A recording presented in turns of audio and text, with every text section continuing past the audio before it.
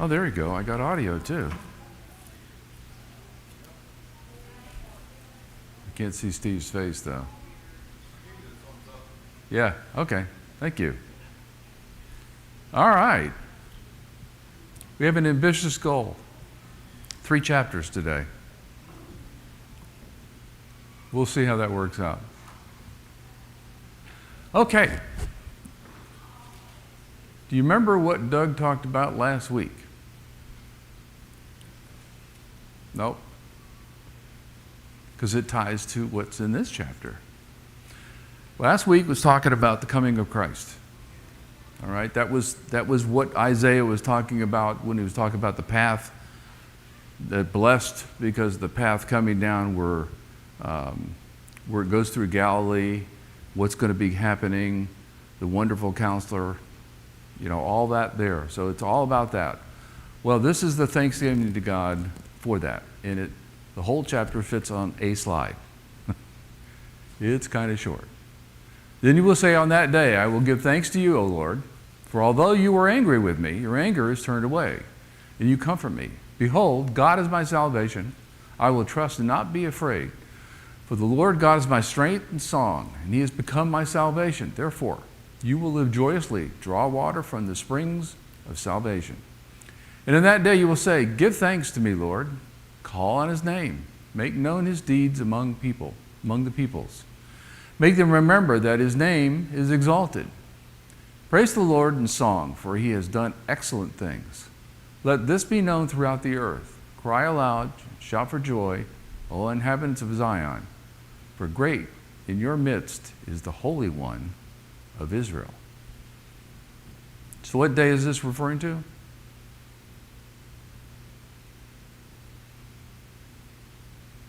Wouldn't he be thanking for Christ coming? I mean, that was promised from how back? How far back? Huh? Way far back, okay. It was promised to Abraham. Through your seed, all mankind will be blessed.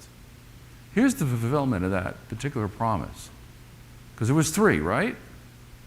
The first of that promise was, you'll get this land. The second one to Abraham was, you'll have as many children as there are sand granules by the sea, as there are stars in the heaven. And the third one was, through your seed, all mankind will be blessed. So here's this blessing. He's saying, Isaiah is thanking God before it even happens. Thanking God that it's going to come through.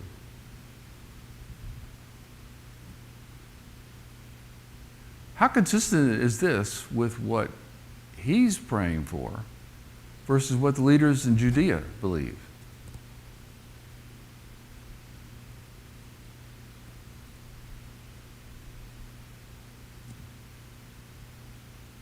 It's not consistent at all. They're looking for a super David. Somebody who's going to get rid of the Romans, somebody who's going to get rid of the Assyrians, somebody who's going to get rid of the Babylonians, something like that. And they're on totally different tack. If I'm not mistaken, sir, David was in the apostles with God in the Old Testament. He's in the Old Testament as a king. Not an apostle. Apostles were in the New Testament. He was a king in the Old Testament. Right, but they had it in the Old Testament also. Right. John 13.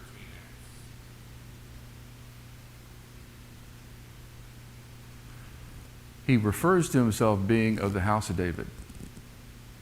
And he had to, because he was from the lineage of David. Yeah, that's what I mean. Yeah. He was, yeah. It refers back to David, the house of David, when he talks about Jesus, because he's in the lineage of David. But he wasn't going to be a super warrior in a physical sense. He was going to be a super warrior in a spiritual sense. He was the one who was going to defeat Satan, defeat his plans, defeat what he was going to do. So what deeds of God were made known? How were the people made aware of them? What deeds of God? What did he do? How the whole world going to know about it?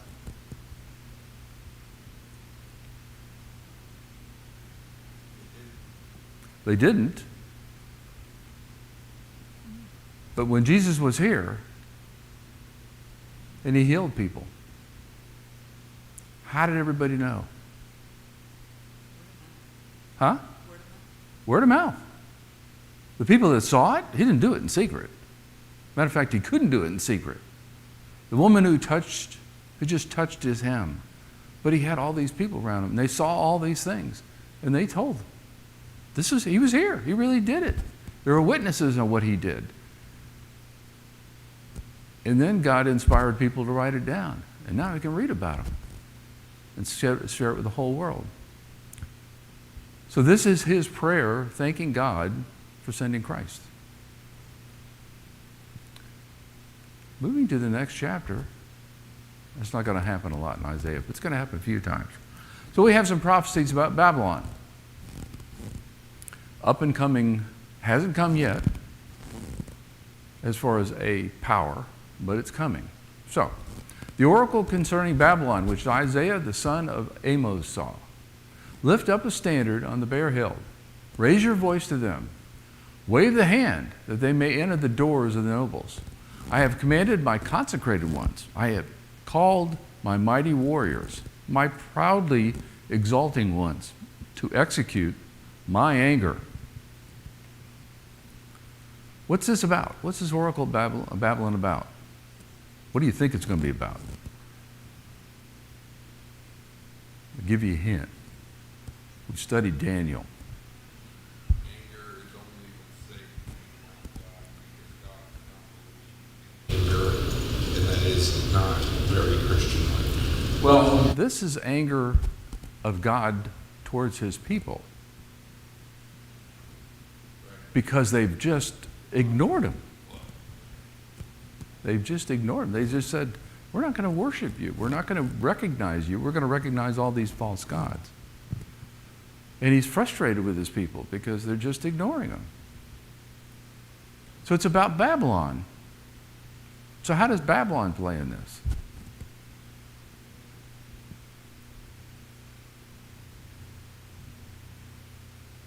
Don't know? Why? Doug and I taught Daniel. Babylon is the one that's going to take Judea into captivity for 70 years. Why does Isaiah describe Babylonians will be welcomed by some? Why?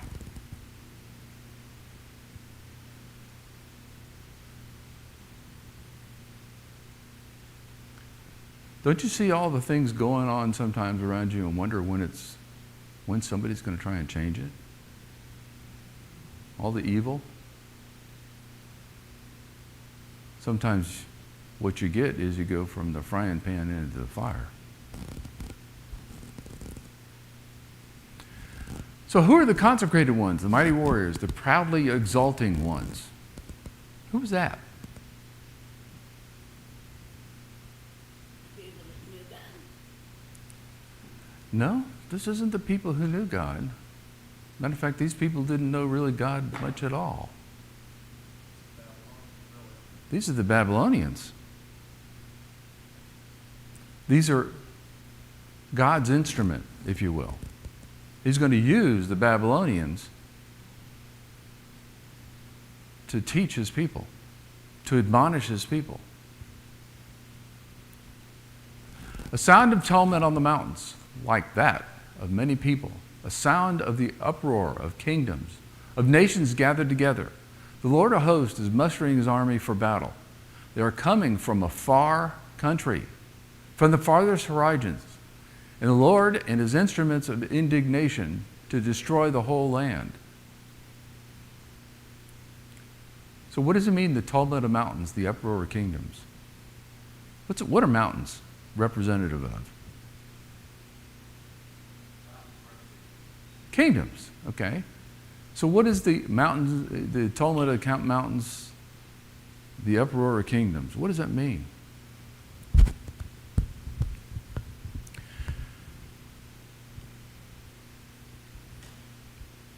Remember the statue in Daniel that had gold head, silver chest, hips that were iron, legs were iron, mixed with clay, and his toes and his feet were mixed with clay. Okay? Remember that? What did that represent? Kingdoms. Okay? You had little kingdoms that were all over. But you had Babylon, who was the biggest kingdom to come, and that's the golden head. This is a kingdom that's going to spread, and they're going to take over other kingdoms. That's the tumult. That's the uproar. It's because he's going to beat them. He's going to take them. He's going to take the people and slaves. He's going to take the kingdom for the Babylonians, and they're going to be the ones that are going to be running everything. Okay? So that's coming. Who is the Lord's army, and where are they coming from then? It says, the Lord of hosts is mustering an army for battle. And they're coming from a far country. The army of Babylon, the Babylonian army coming from Babylon. It's up north. You know, we talked about Damascus, which is up north. But up north of Damascus, further and further over, is where Babylon is. It's in Iraq. Or it was in Iraq. It's way over in Iraq. That's where that army is going to be coming from.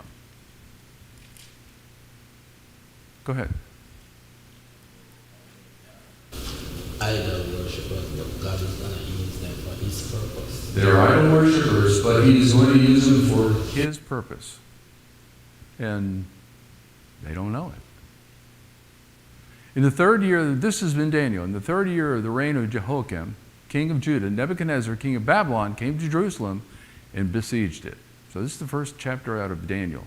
The Lord gave Jehoiakim, king of Judah, into his hand, along with some of the vessels of the house of God, and he brought them to the land of Shinar, to the house of his God, and he brought the vessels into the treasury of his God.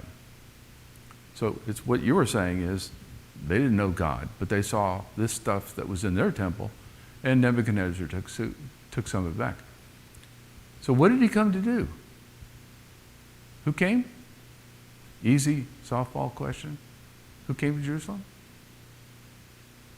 Nebuchadnezzar, right? With his army. It wasn't just him by himself standing out there. He's got his army with him.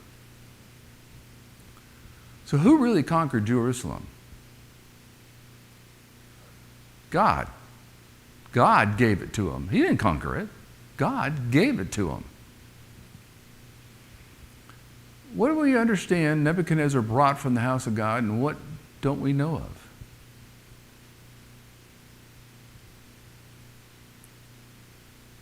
What did he bring? What does it say here he brought? Some of the vessels. What doesn't it identify? The Ark of the Covenant. We don't know whether it's even there. So, judgment on the day of the Lord. So it's the next section in this particular chapter. Wail, for the day the Lord is near. It will come as destruction from Almighty. Therefore all hands will fall limp, and every man's heart will melt. They will be terrified. Pains and anguish will take hold of them. They will writhe like a woman in labor. They will look at one another in astonishment, their faces aflame. Behold, the day of the Lord is coming, cruel, with fury and burning anger, to make the land a desolation, and he will exterminate its sinners from it. When the stars of heaven and their constellations will not flash forth their light, the sun will be dark when it rises, and the moon will not shed its light. Thus I will punish the world for its evil and the wicked for their iniquity. I will put an end to the arrogance of proud and abase the haughtiness of the ruthless. So what happens on the day of the Lord referred to here in this chapter, in this passage? What's going to happen?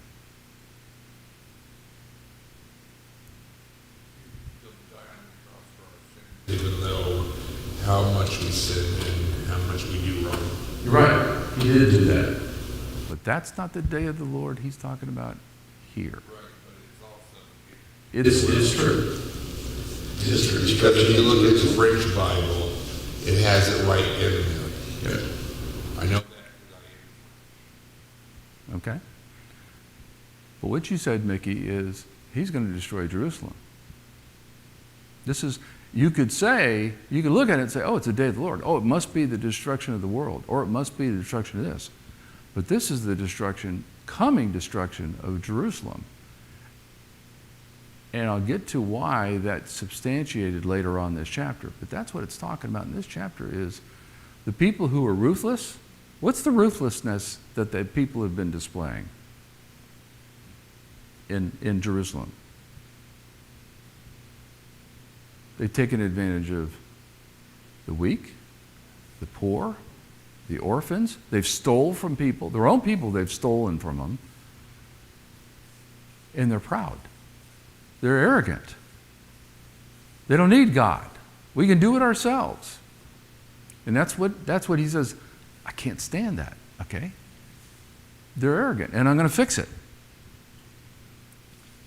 How are the people going to react? Wait a minute, we're God's people. Why is this happening to us? It's like, he wasn't there to serve you. You're there to serve him. And they got in a mindset to say, well, God's going to just take care of it because that's what he does for us, because he's our people. We're his people and everything like that, and he's here for us. It's like, you got it wrong. You're there to serve him, not he is there to serve you. So that's why this is happening, is because they're proud, because they're ruthless, because they've become evil. I will make mortal man scarcer than pure gold, and mankind than the gold of Ophir. Therefore I will make heavens tremble, and the earth will be shaken from its place at the fury of the Lord of hosts in the day of his burning anger. And it will be like a hunted gazelle, or like sheep with none to gather them. They will each turn to his own people, and each one flee to his own land. Anyone who is found will be thrust through, and anyone who is captured will fall by the sword. The little ones will also be dashed to pieces before their eyes. Their houses will be plundered, and their wives ravished. How's he going to make the heavens tremble and the earth shake?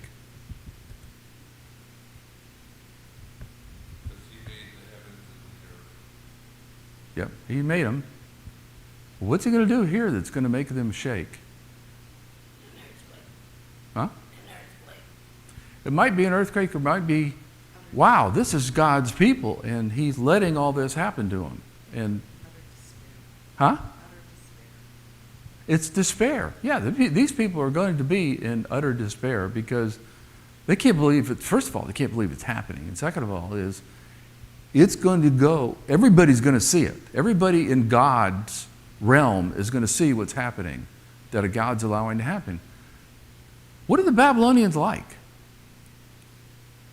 Clive. The brutality of these armies. They didn't have any mercy on women, children, they would be slaughtering everyone. So that would make the earth shake because everybody would feel it.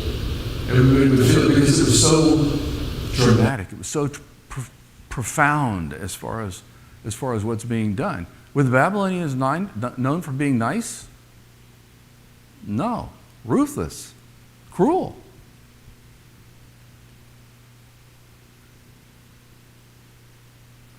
What are they going to do? The people that are target right now, target of God's wrath, what are they going to be doing? They're going to run. It says they're going to go back to their own peoples. Well, there's people that are there and around Jerusalem like that. They're going to say, I'm going back. This is bad. Now, you can't really run away from the Babylonians because they're going to conquer the known civilized world at that particular time. What Isaiah is describing, has Israel seen this before? Yeah. They were on the other side of the equation, though, weren't they? What did God tell him when he said, go attack this particular area? What was Saul's failing when he went and attacked? He looted, and he didn't kill everybody. And God says, kill everybody. Kill the women, kill the children, kill the animals, kill everybody. Okay? Well, now the shoe's on the other foot. They're experiencing that. That's the wrath of God that they're experiencing. So what's this reference to the gold of Ophir? Actually, isn't it that when God says it's your time to go to heaven and he tells you you're right there, or when he puts you where you belong? Okay. But what's the reference to the gold of Ophir? What's that? It had to do with supposedly King Solomon's mines. Was the area where it was supposedly stored in that particular area. But there's also another reference scripturally into the gold of Ophir as well. Because they've been looking for that gold in those mines, because if it was Solomon's gold, it's a lot of gold. Okay. But this one was in Job. But where?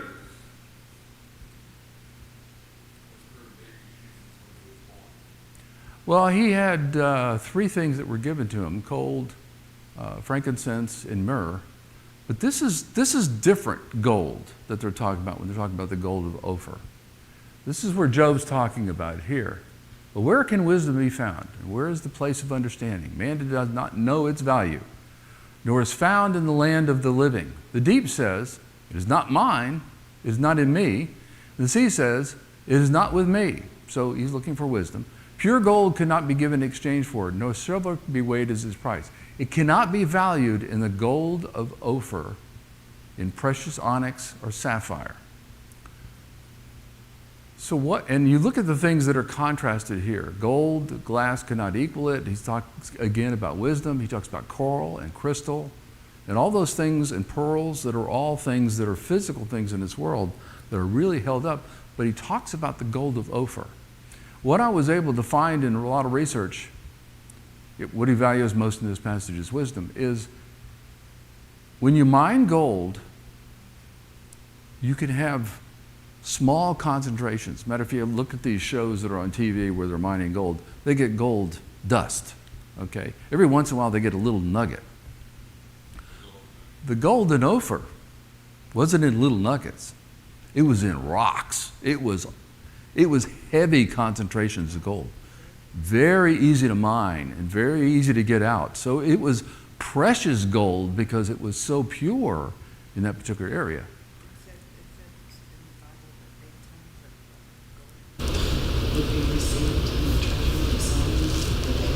Oh yeah, he received so much gold.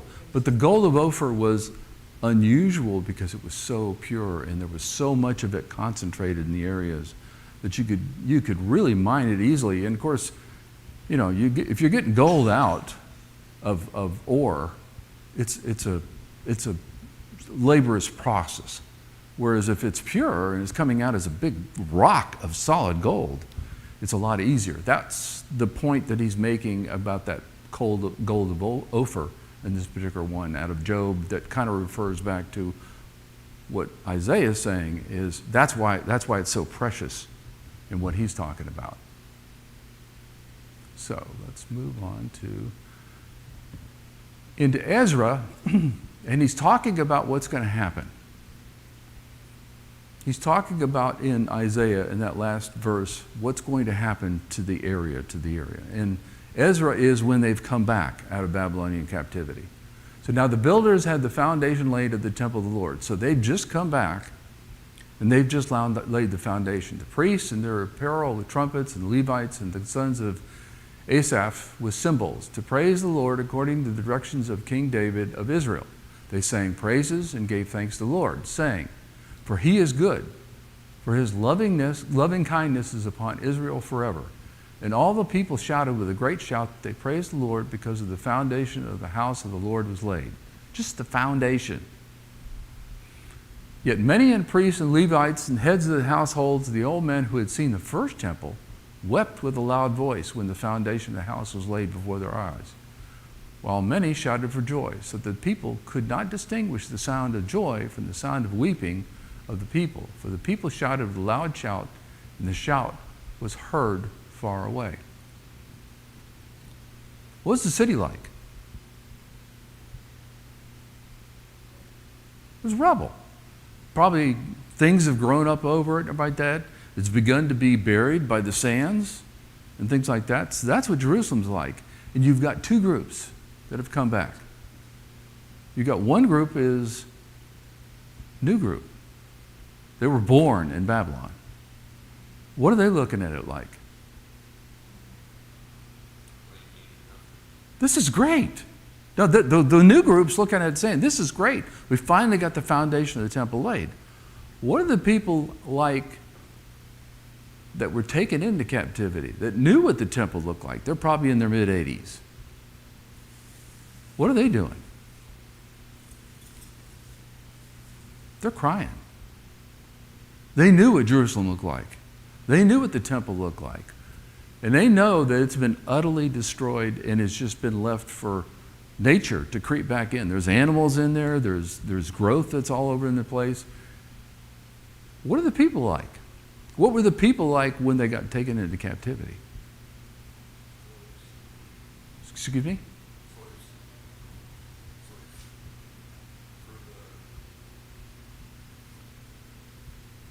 When they got taken into captivity, they were arrogant. They were evil. These people that have come back, how are they now? Humble, thankful to God. This is the remnant that comes back out of Babylon. Oh, okay. Yeah, the Egyptians was the first time they came and took the land. This time they're taken out of the land and they come back, yeah. So, they changed because God used the Babylonians to change them. Is his intent fulfilled by the Babylonian captivity? It sure is. He reset their attitude. These people, the remnant, were thankful for God and wanted to go actually worship him the way he wanted to be worshiped. It should have been, yeah, that is Ezra 3. So, Babylon will fall. So in Isaiah's prophecy, he's talking about Babylonians coming in, and then he's talking about they're going to fall. Behold, I will stir up the Medes against them, who will not value silver or take pleasure in gold, but their bows will mow down the young men. They will not even have compassion on the fruit of the womb, nor will their eye pity children. What do you mean he's going to stir up the Medes? Who are the Medes? Excuse me? They're the next one on the totem pole. The Medes, let's see, how do I ask this one? Look, what is going to happen, and who's it going to happen to when he stirs up the Medes?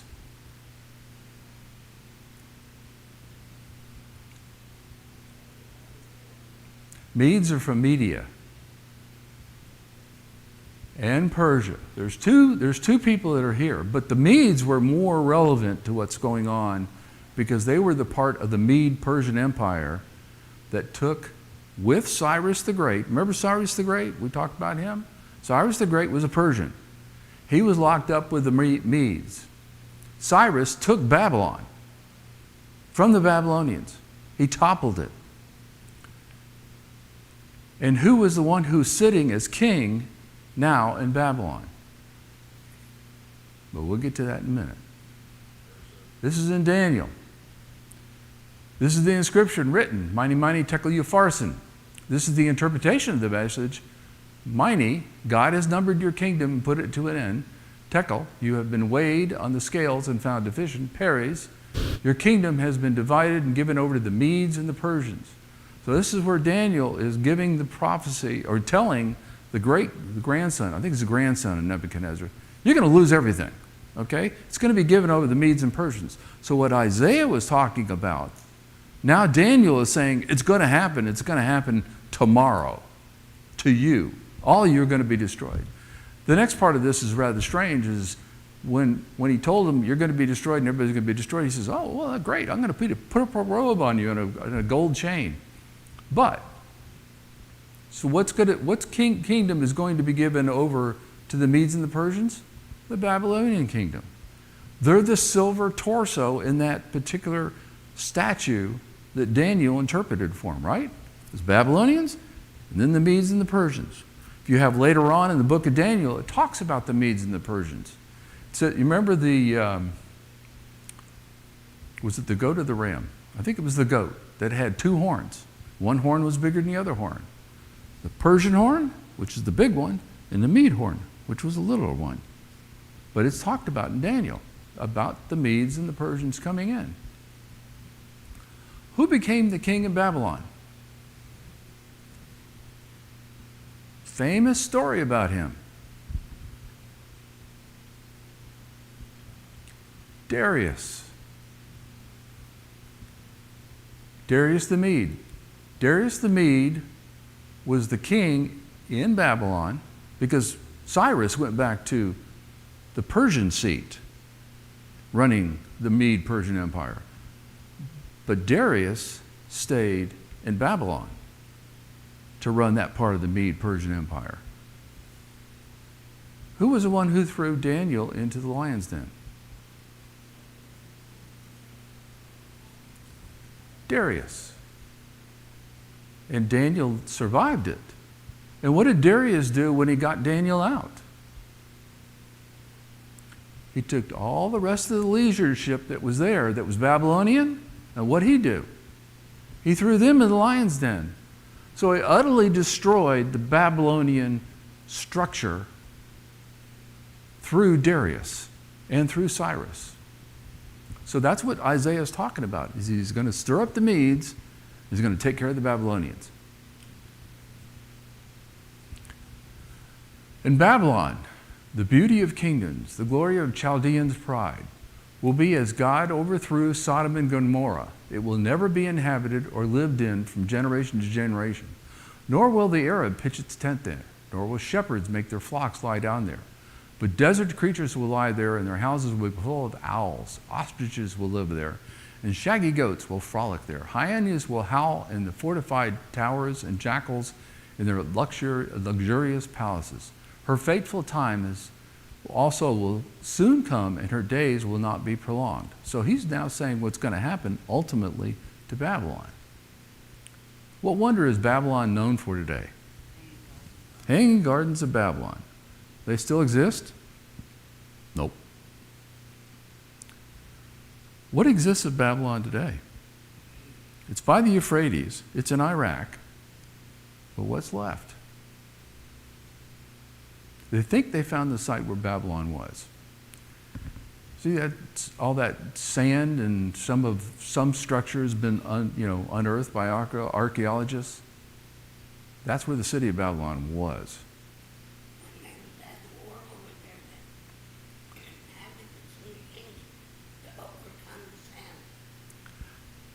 Yeah, the war could have displaced some of the sand so they could find it. But I think they'd been looking for it for a while to find out where Babylon is.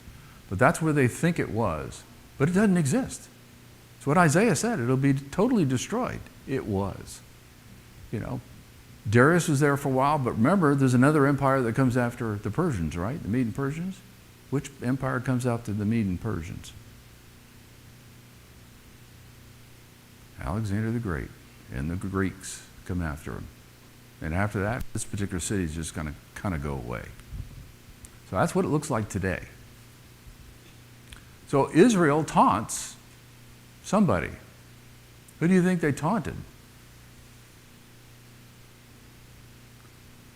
Wouldn't it be the people who just put them into captivity for 70 years? Babylon. When the Lord shall have compassion on Jacob again and choose Israel and settle them in their own land, then strangers will join them and attach themselves to the house of Jacob. The peoples will take them along and bring them to their place, and the house of Israel will possess them as an inheritance in the land of the Lord, as male servants and female servants. And they will take their captors captive and will rule over their oppressors. And it will be in that day when the Lord will rest from your pain and turmoil and harsh service in which you have been enslaved, that you will take up this taunt against the king of Babylon and say, how the oppressor has ceased, how his fury has ceased. So when will God have compassion on Israel? How's it going to manifest? We just talked about that. It's going to be through the Medes. Medes and Persians, were they known for being nice people? No. What did they do? What did Cyrus do? Cyrus issued a decree. Cyrus the Great, he was a Persian. What did he issued a decree? What was that decree? Send the Jews back to rebuild Jerusalem, the temple, and give them money, and give them resources, and give them everything. Is that keeping in step with their way of doing things? No. You can see God's hand in that. God is the one who moved Cyrus to take Babylon. God is the one who moved Cyrus to make that decree. Not because he was a worldly kind of person. So how will those who have been enslaved react after God has had compassion on them? They're going to be talking. They're going to be taunting. They're going to say, I am so glad to be out of that captivity. I'm so glad I'm no longer a servant or a slave to somebody else. Go ahead. Had his hand in Cyrus making that decree, because it's not in keeping with the Persians. Not at all. They were cruel. But and I might add that when they showed Cyrus the writings that God had his name in the book hundreds of years before, Right. And said, my servant Cyrus. He said, what? Yep. Nebuchadnezzar did it. Cyrus did it. Darius was very, very much impressed with Daniel. And he was very, very hurt that he had to put him in the lion's den.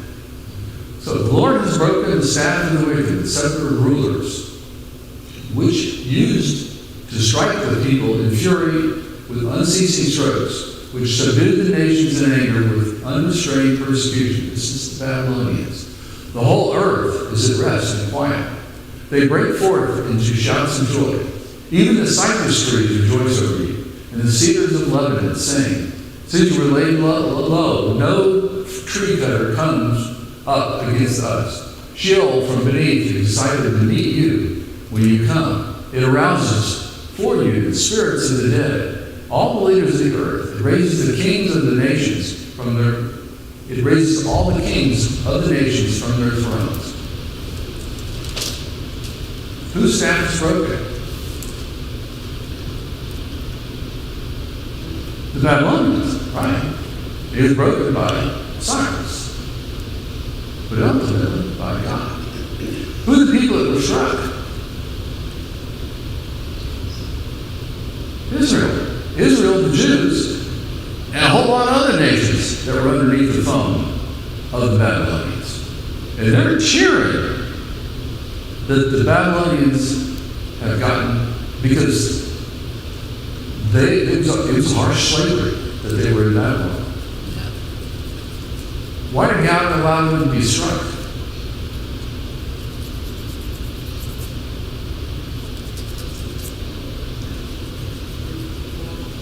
Yeah, change their attitude.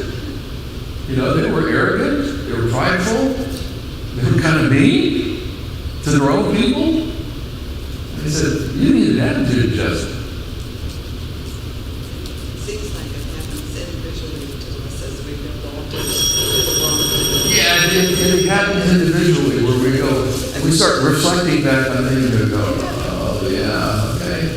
Yeah, I'll be a little bit, I don't know. If you criticize harshly somebody for something, sometimes something's going to happen to you to say, well, that handled me very harshly. It may make you think, say, well, I did the same thing. So who are glad that the Babylonian leaders are dead? It's all of them are gone. everybody in the world. They are so glad to see the Babylonians. Of course, the next guys up aren't going to be any better. But for right now, they're thrilled. Your pomp and the music in your harps have been brought down to Sheol. Maggots are spread out as your bed beneath you, and worms are your covering. How you have fallen from heaven, O star of the morning, son of the dawn! You have been cut down to the earth. You have weakened the nations. But you have said in your heart, I will ascend to heaven. I will raise my throne above the stars of God. I will sit on the mount of assembly in the recesses of the north. It will ascend above the heights of the clouds. I will make myself like the Most High. What does Isaiah indicate when he says, the maggots are spread out as your bed beneath you, the worms are your covering? It's filth and rot. You're dead. You're rotten in the ground. Oops. What attracted the Babylonians fallen to the Jews and others always do. They got full of themselves. What's the first indication of how the Babylonians were to fall in the trap? What was the first one we saw in the scriptures with the Babylonians?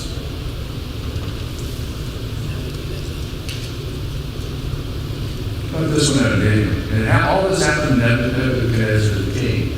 12 months later, he was walking on the roof of the royal palace of Babylon. The king reflected and said, is this not Babylon the Great, which I myself have built as a royal resident by the mighty power, by my might, my power, and for the glory of my majesty? While the word was in the king's mouth, a voice came from heaven saying, King Nebuchadnezzar, to you it is declared, sovereignty has been removed from you. You will be driven away from mankind, and your dwelling place will be the beasts of the field. And he goes on to say what it's like. So this is the first time we ran into it. This is Nebuchadnezzar. He goes out there and says, look at all the great stuff I've done. God says, you'll pay for that. This physically happened to Nebuchadnezzar. When did it stop? When he acknowledged. When he acknowledges God. And it's all because of God. And God puts him back on his throne. What happens to him is exactly what God designed to happen to the Jews when they went into the 70 years of Babylonian captivity. So he deluded himself. He thought he did it all himself. He didn't recognize that it was God that was in there, that was working with him, that was helping guide him.